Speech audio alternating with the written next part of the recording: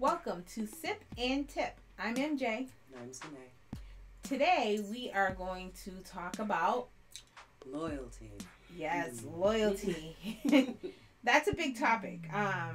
We'll start with the general definition. The general definition is a strong feeling regarding something or an alliance, if you will, to something or someone. I have a controversial, if you would, way of thinking of loyalty. So I do not think I am loyal to any person or thing. I am loyal to myself, which makes it very difficult for others to comprehend what my loyalty is. So essentially what that means is that I do what makes me feel good. Of course, I'm not going to mistreat anybody outright. I'm not going to do anything that will hurt anybody. But if the relationship or the position or the partnership does not make me feel comfortable, and I'm not talking about in a growth type of way, I'm talking about in just a general type of way. If it's not comfortable, if it's not mutually respectable, if it's not mutually beneficial, my loyalty is with me and I will step away if I need to. Okay. And see, when you say that, I think of how I've had people say that I'm not loyal. But that's because if we're friends with the same person, but you and she have a problem, you think I'm supposed to have a problem with this person. That person didn't hurt me. Right. So I don't understand where the loyalty separates from me and you because you have a problem with her. Right. I don't understand that because my loyalty is basically to me as well. I mean, if this person hurt me, if I saw that this person was actually doing these things to you, that's different. But if you're just telling me and there's no context as to what you might have done to them, why it was done, I'm not just going to say, okay, well, we're not friends either. Right. And I think that's a big part that comes along with friends or family socially, social togetherness, if you will. And so one of the things is people want to have the alliance, right, the allegiance, if you will.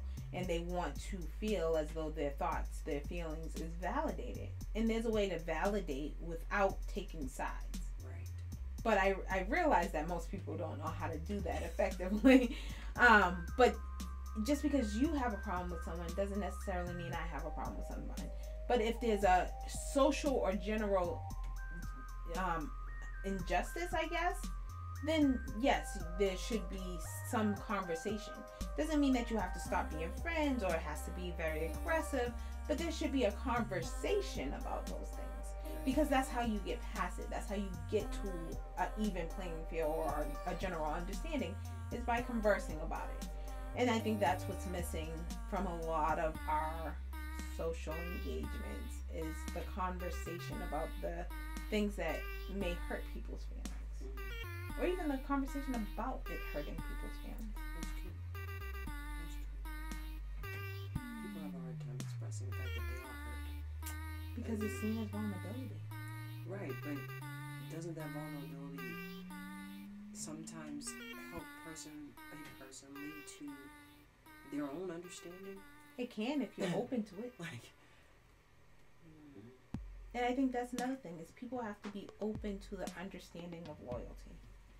At no point in my understanding does loyalty say that you have to dismantle yourself to align with me. Right. That's not loyalty to me. That's foolishness. Right.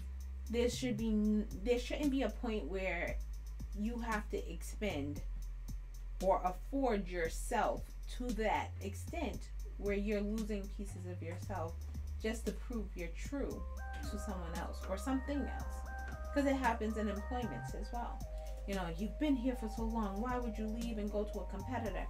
Well, I'm leaving because obviously there's benefits over there. Maybe it's closer to home, maybe it's more money, anything like that. I'm leaving because of X, Y, and Z.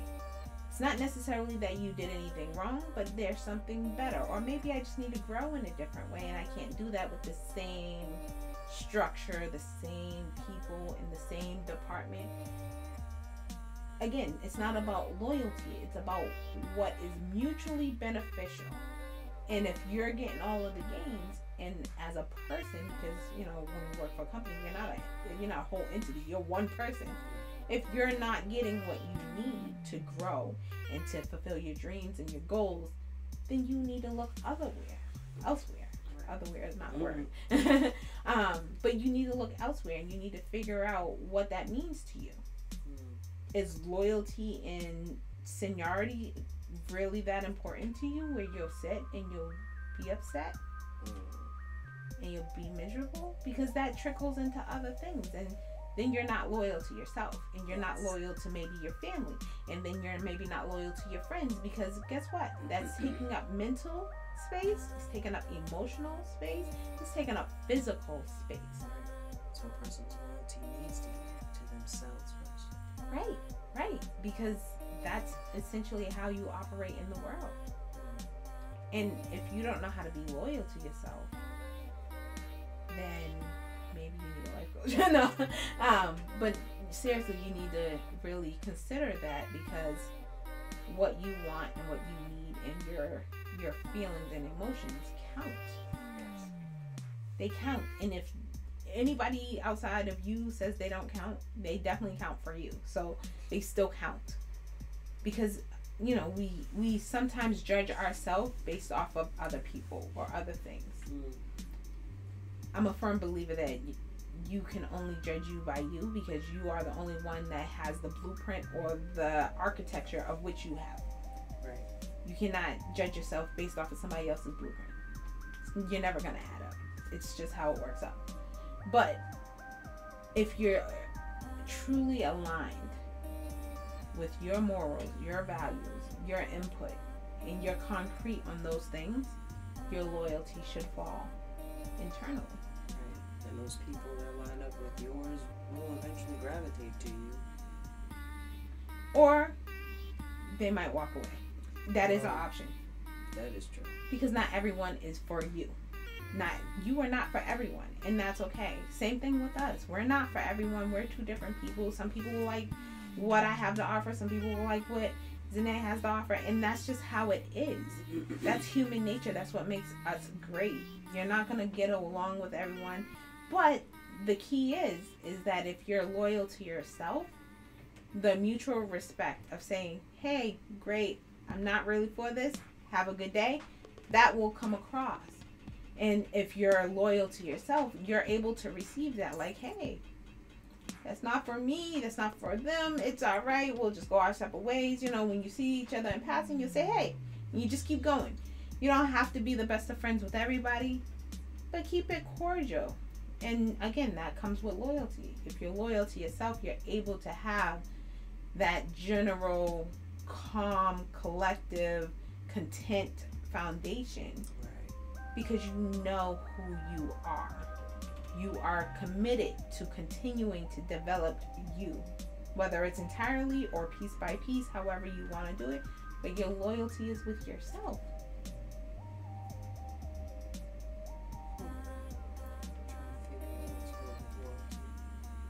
I think one of the biggest topics with loyalty is usually friendship in the general sense. And so oftentimes friendships and relationships, romantic relationships, sometimes bump heads, because you're not always going to like who your friends are dating, especially if you like best of friends. You're not always going to like who they're dating or who they're involved with or who they're spending time with, or when friends get new friends.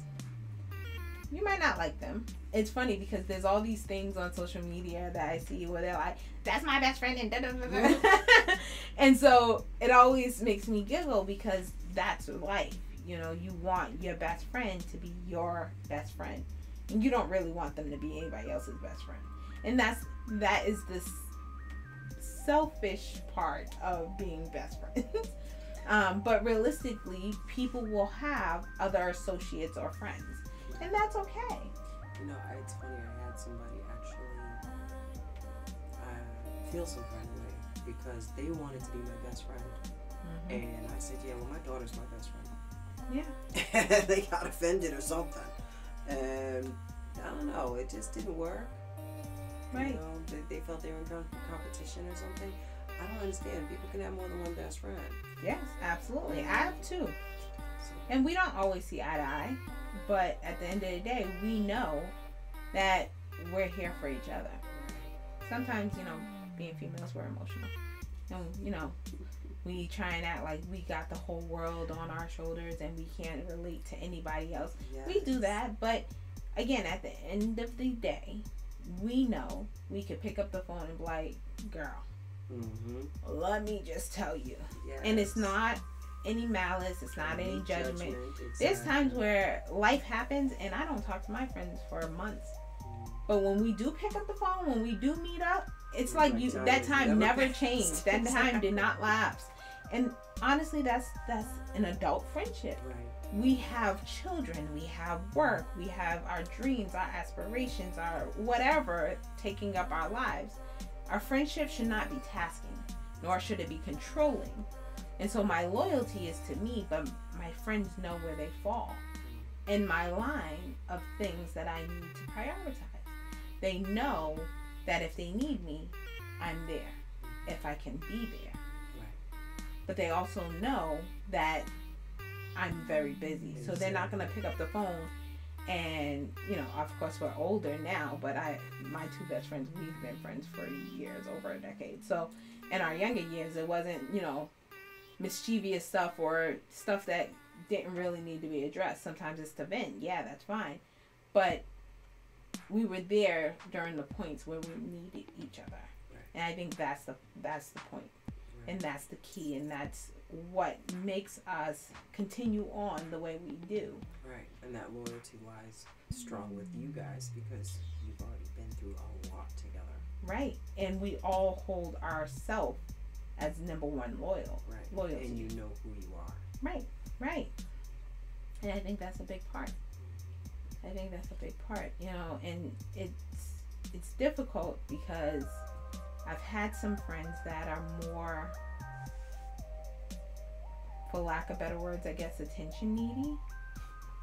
And they're kind of the people that want to always be in your presence.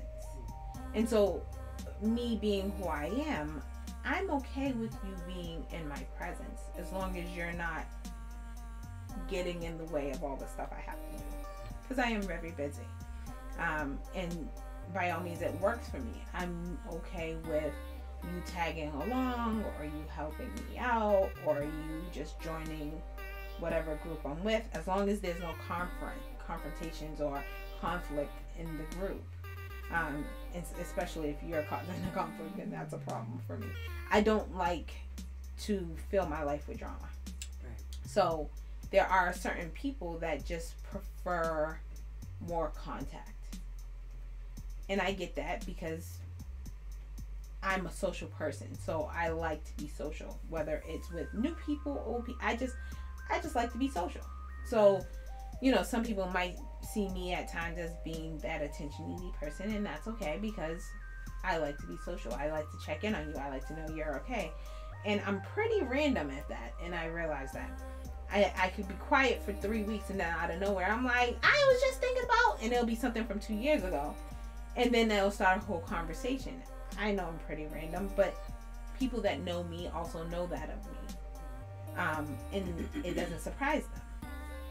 But again, me being loyal to me also allows me to behave in that way because that's what resonates with me. That spontaneity. I can't talk. You said it, spontaneity. There you go. You said that. But all of that is what makes me who I am. And again, some people are like, that's too much. That's not, or that's not enough. And that's okay. It's funny because when I've watched the videos of us, I can see that you're bubbly. Yeah. You're more there, and I'm pretty relaxed. Okay. Yeah, that's good. But that's me being loyal to who I am. Right. And you are who you are, and I love that we can have that difference. Yeah. And bring it together, and it still comes across. So it's good. Yeah. And again, it's just a difference in blueprint. Right. Not a negative. Right. but just a difference. And we're both good with it. Yeah. But, and so I guess the loyalty becomes an issue when someone is not loyal to themselves. Because if I was loyal to you, then I would behave in ways that you want me to behave. Right. But opposites attract for a reason. And there's a lot for us to learn from each other being opposite. Doesn't mean that I will adhere to your standards or you adhere to mine. But that just means that we will understand something like generally together versus button heads because we're trying to conform. Right. And I can pretty much view all the different aspects. So, I mean, yeah, we got how much of an age difference? I know. You know, so it's amazing. I know. I feel my year is ticking on, especially now it's COVID. You know. But yeah, it's just one of those things where not everyone has the same understanding as loyalty, should I say. And so with loyalty, it comes responsibility. Because who and what you're loyal to, it is your responsibility to uphold, correct, and or develop. Right. And that's all I'm going to do for myself. Of course, I have loyalty to my children because I made them to be, and I want the best for them, and I am their number one educator. So I am loyal to the idea and the job function because it is a job. You don't get paid for it in monetary assumptions, but it is a job. So my job to them is to teach them, and I'm loyal to that. And so again, it's a big to do in my world because I'm constantly learning different ways to relate, different ways to teach them and educate them on different things. Because as you know, mommies and daddies can talk. But that does not mean that they're getting it. Yeah, that's true. And even if they try and conform, because as children, they're loyal to whoever feeds them. No, they're loyal to whoever's nicest to them. Well, sometimes that. Because, you know. Sometimes. Yeah. Sometimes, I've had that discussion a couple times with my kid. It's like someone's nice. Oh, I'm going to go over here. And I can be having a conversation with another family member and we're joking and playing. Well, he'll side with them. Where is your loyalty, child? Where is your loyalty? I don't get that. Like, really? Well, you're supposed to be on your mama's side. I don't care who's in the room. Like, but what that says is that you give him the ability to speak his mind. And so with that, he's exercising his choice. Yeah, he can exercise choice, but he better learn loyalty.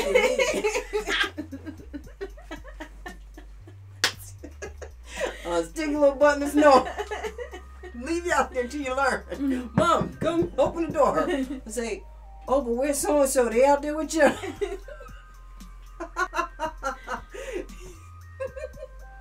Yeah. So, and again, children as they learn this is something that comes about. And there's some children that learn loyalty in different ways. The idea of learning in general is very subjective.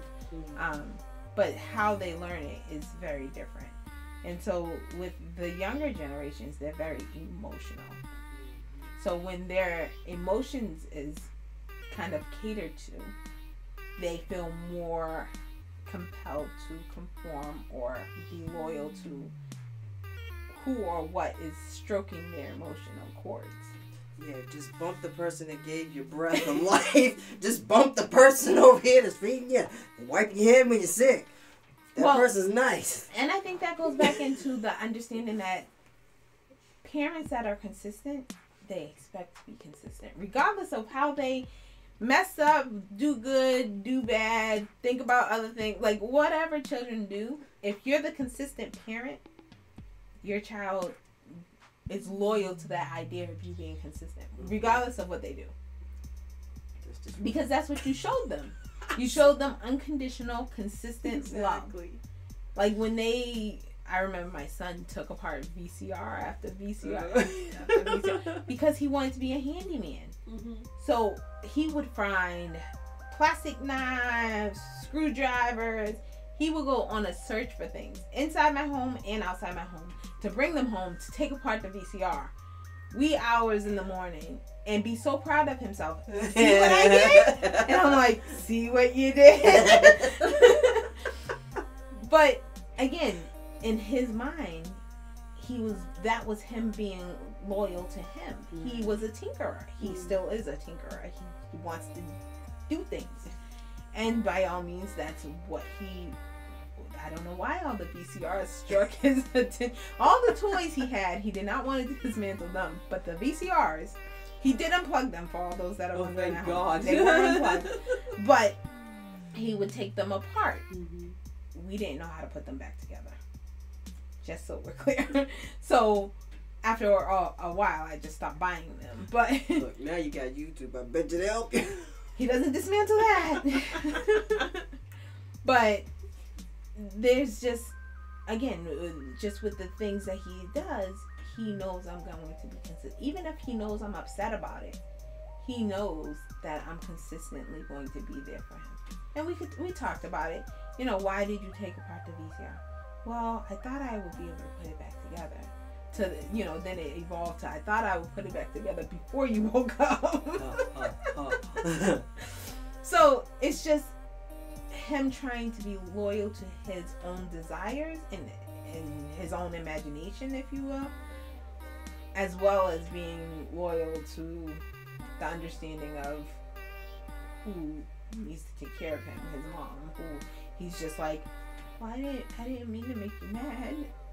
I was just trying to figure out what was inside. Just so cute, I swear. I'm just like, oh gosh. He truly wanted to know what was inside, and then he wanted to know how to put it back together. So he kept taking them apart until I stopped buying them because he wanted to try and put them back together. Despite having the pieces in a bag to the other one, he needed them to lay out where he put them so he knew how to put them. Mm-hmm. Poor baby. Yeah. You know, you should take out one of those bags one day. Oh, I don't have them anymore. Oh, darn it. Nope. I think, look, in that case, take apart a VCR and give it to him and say, here, put this together and see if he's learned. I know, at 18, like, did you figure it out yet? Oh, man, that's too cute. Yeah, again, it's children they expect you to be consistent. Even when you're upset, they know you're going to come down and it's going to be what they know. And even through the process of you being upset, they learn what it is when you're upset. Like, my children know if I get a certain a look on my face, they're like, talk to you later.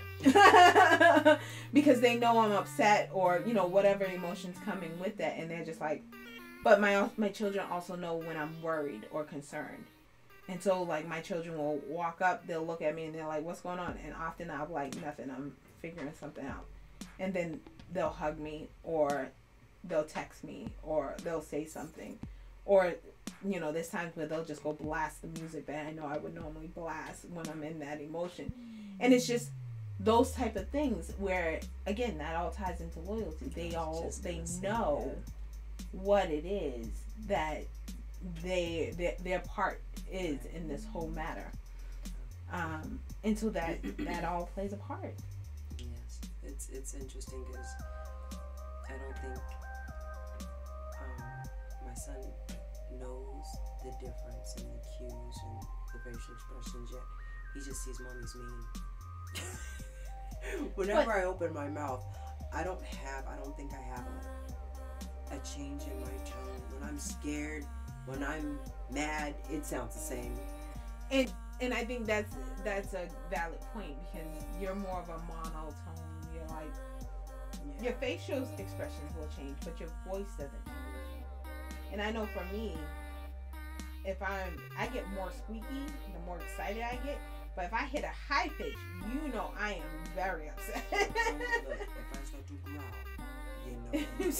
See? See, now I have a stern and then a sterner tone. Right. Right. But then I get to growling, it's a wrap. You might want to run. And I think that's that's what they learn. But when you're monotone, it's kind of, you got to gauge the facial expression and the body language before you get it. So he might take a little while to register because he's like, did I just see that face? Wait, she's standing like this. This might mean. Whereas when you're, verbally excitable, it's like, oh, that's that tone. Right. There's way too many options for him. Right. So it's like, is it today? And sometimes I'll see it. Like he said, deer in the headlights. But one thing that he always knows is I'm gonna love him. Right. I'm gonna hold you and I'm gonna tickle you eventually. But right now, you're not doing right. You might want to go. Yeah. It's funny because children, when they're not doing right and they know or you can find out, they're always like, she ain't say nothing yet, so maybe. But again, that goes into loyalty, because honestly, if they weren't loyal to you and your role, they wouldn't care. They wouldn't care. They wouldn't care that you found out, or they would just stay away or not even look for your reaction. They wouldn't care. But children are typically very loyal, regardless of how you perceive yourself as a parent. They're like, oh, I know my mother or my dad is gonna this, and this, whatever it is, they are loyal to that. And that is their understanding of their parent at that time. And that goes for years. That goes way into adulthood, where they're like, oh, I know when my mother is X, Y, and Z, or I know my mother will X, Y, and Z. We can all sit here and go back and forth on the things that our mother or our father or, whoever that caregiver is will do or say in times of. I can sit here, like, even my biological father, who passed away before I even hit preteen, I know when he was feeling some type of way. I don't know exactly all of it because I was so young, but I remember the certain faces he would make. And it's like, oh yeah, that's when things were happening. Things were, going astray or not going the way he wanted it to. And that's what I knew then. And that was my loyalty to him then and what I knew of him then. And so obviously I don't have him around now to kind of combat that with, but even then I knew this is who my dad was, and this is who he is, and this is what this means. So when I see this, I know I'm going to just sit there and stare at him. And that's what I used to do, just sit there and stare at him and just wait for it. And it was nothing ever bad. It was just, he had to work out his adult stuff at the time. And so I would just sit there and be quiet and just watch him. And again, that's just how I learned certain things. And same with other children. This is how they learn. They sit back and they watch the people in their life. And they learn where they really want to be, or who they want to be loyal to, or what they should be loyal to. And so I know for my children, me being so spontaneous, my children do not know how to be loyal to activities. So they've been in karate and basketball. After maybe 2 months, 3 months, they're like, can I do something else? I'm like, no, stick with it. I'm going with you through this. Stick with it. Just stick with it. But realistically, I don't stick with activities. I do them to meet a goal, and then I'm off to the next. So realistically, I can't expect them to know, understand, or live through that whole tenure because I didn't teach them that. I didn't teach them that. And without my understanding of why I was doing it, they don't know. They just know you don't do things for a long period of time. That's all they know. That's learned behavior. That's so interesting because I want to say with my son, he doesn't like to watch like say if there's we'll take Harry Potter. I like to watch every single one that I have. But we got to Palm 3 and he was done. I was like, don't you want to see what happens at the end? Like, no. That's not something he's loyal to. He didn't want to be stuck there watching it. And they are 2 hours, so I guess, he had better things to do this time. But in just knowing you, the difference between your daughter and your son is you had more time to sit and watch those movies. When your son, and at the point in life when you had your son, you were very active. No, I was more active with my daughter. That's No, family time wise. No, what I mean is I had 2 jobs with her. I know, but I'm talking about family time. But for him, I'm not at work. No, like in the beginning, you were out seeing family. You were always. Not when he was born, babe. You was always at my house. I was probably at your house, baby, but when he was born, I had a daggone brace around my hip. I was. Well, not right after. That's what I'm saying. I'm like, but like he had quality time stuck right here, and I don't know why he didn't. I don't know how to do that. But like you told me before, he's a Scorpio. That Scorpio loyalty might be a little different. He's got to find his way, and I'm working on it. Yeah. One of these days, I'll find his loyalty to his mama. I think he has that. No, he does not. You don't know him like I do. You see, you know him from a son's perspective. I know him as auntie. And honestly, when he talks about you when you're not there, he has it. I see he's a pushover. He has his own way to do what he wants when he home most He's of the your time. kid. So that's why he talking so good about me behind my back. No. That boy give me a hard time. He's your kid, though. That's how kids are. Like, my kids at home have no manners.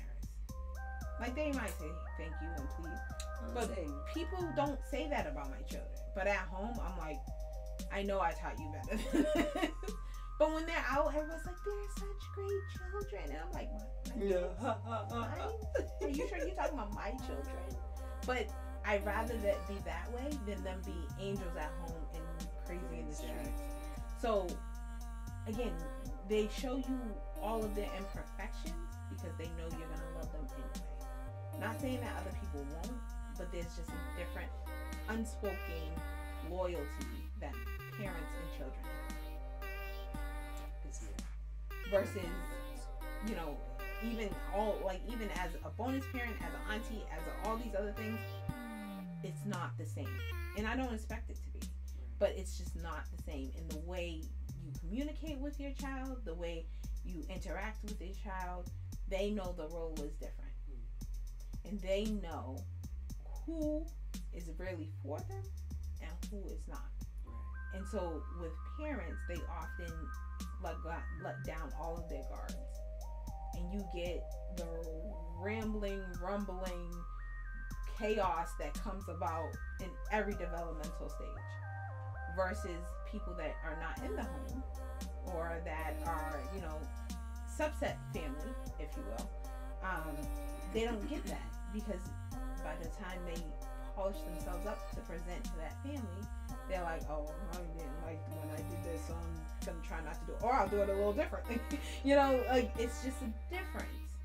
I remember my son trying to dance when he was younger, and we fell out laughing when he started learning to dance. And it was so funny. But he wouldn't dance in front of other people. And we're like, show him the dance. And he's like, nope, not gonna happen. But again, that's because he felt comfortable enough to show us, but not other people. And that's because he knew even if we laugh, we're not laughing at him. We're laughing more so with him versus other people where the loyalty is not the same. The relationship is not the same.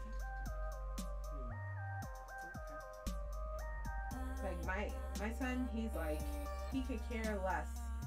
He acts like in the house, him and my daughter just go back and forth. Mommy's mean, and mommy doesn't want us to do this, and mommy's gonna say this, and mommy's gonna do this. But let him walk out the door and somebody say something about me. It's a whole different game plan. But again, that's just his loyalty, and he knows, one, that's his sister, so they should have that ally. But he knows at the end of the day, whether I hear them or not, my love is not going to change for them. They know that I'm not just out here doing stuff just to make their life a living hell. That they know there's a reason. They might not like it because children don't like being told what to do, when to do, how to do, and all that stuff. But they know it. Right. And they can feel the love behind it. And so their loyalty might not look the same in the house as it does out the house. I can see that. And this is why I say, when I talk to him, when you're not around, oh, I know the loyalty's there. And I'm not worried about it. I don't even question it. But you don't see that because you're your mom, your mommy. All you see is your little boy is not doing what he's supposed to do, when he's supposed to do, how you want him to do it. But again, he's an individual still. And he has to figure that out. Oh, man. So it's not about being loyal to you when you're here. It's about really being loyal to you when you're not there. Because when you're there, you can defend yourself.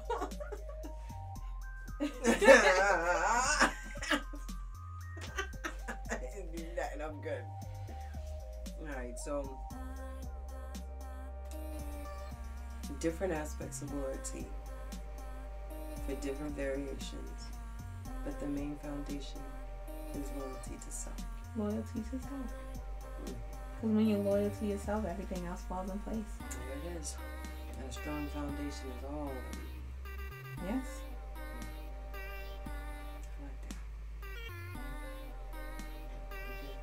We're good.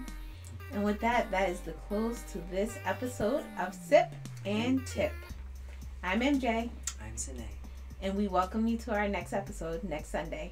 Thank you.